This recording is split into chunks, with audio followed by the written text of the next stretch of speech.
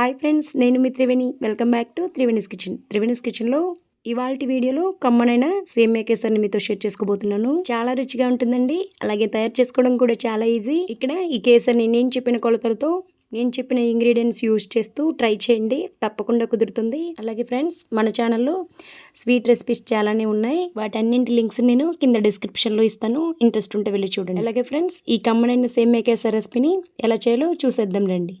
ముందుగా stove on చేసి pan తీసుకొని అందులోకి ఒక 2 టేబుల్ స్పూన్ల వరకు నెయ్యి వేసుకోవాలి. నెయ్యి వేడయ్యాక అందులోకి 2 టేబుల్ స్పూన్ల వరకు జీడిపప్పును వేసి ఫ్రై చేసుకోవాలి. ఇవి కాస్త ఫ్రై అయిన తర్వాత ఇందులోకి 1 టేబుల్ స్పూన్ వరకు ఎండు ద్రాక్షను వేసి ఫ్రై చేసుకోవాలి. ఫ్రెండ్స్, మీకు ఇక్కడ నచ్చిన డ్రై ఫ్రూట్స్ను వేసి నచ్చిన క్వాంటిటీలో తీసుకోవచ్చు. నేనైతే ఇలా తీసుకున్నాను.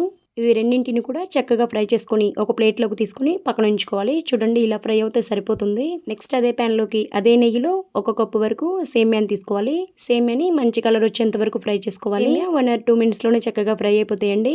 మంటను మీడియం ఫ్లేమ్లో పెట్టుకుని మాత్రమే ఫ్రై చేయాలి. సో చూడండి, ఇక్కడ ఫ్రై అయిపోయినాయి. సేమియాలు ఇలా ఫ్రై అవుతే సరిపోతుందండి. ఇప్పుడు ఇవన్నీ కూడా ఒక ప్లేట్లోకి తీసుకుని పక్కన ఉంచుకోవాలి. నెక్స్ట్ అదే ప్యాన్లోకి 1 కప్పు సేమియాకి 2 కప్పుల వరకు వాటర్ని తీసుకోవాలి. 1 కప్పు సేమియాకి 2 కప్పుల వాటర్ కరెక్ట్గా సరిపోతుందండి, తగ్గించొద్దు. నెక్స్ట్ ఇందులోకి ఒక 4 యాలకుల్ని ఇలా క్రష్ చేసి వేసుకోవాలి.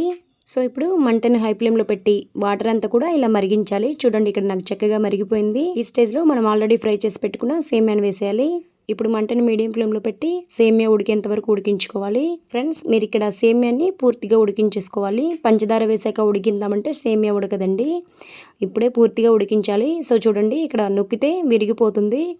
అలా ఉడికితే సరిపోతుంది. ఇంతలో సేమియాలో ఉన్న వాటర్ కూడా ఇలా అబ్జర్వ్ అవుతుంది. ఇలా ఫైనల్గా కొద్దిగా వాటర్ ఉండగానే ఇందులోకి ఒక 1/2 కప్పు వరకు పంచదార వేసుకోవాలి. ఫ్రెండ్స్, ఒకవేళ మీరు స్వీట్ ఎక్కువ తినేవారైతే 1 కప్పు వరకు యాడ్ చేసుకోవచ్చు.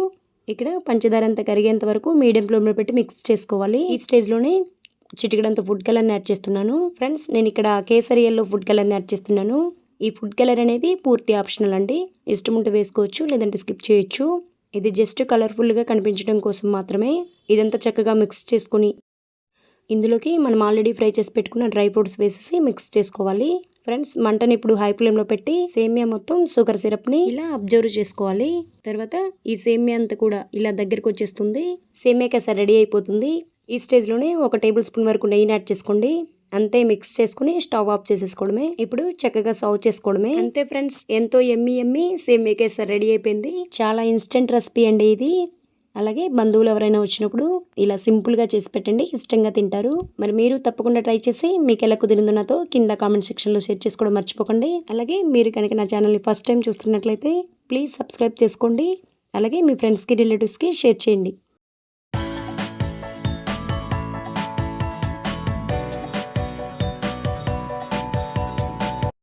Thank you for watching.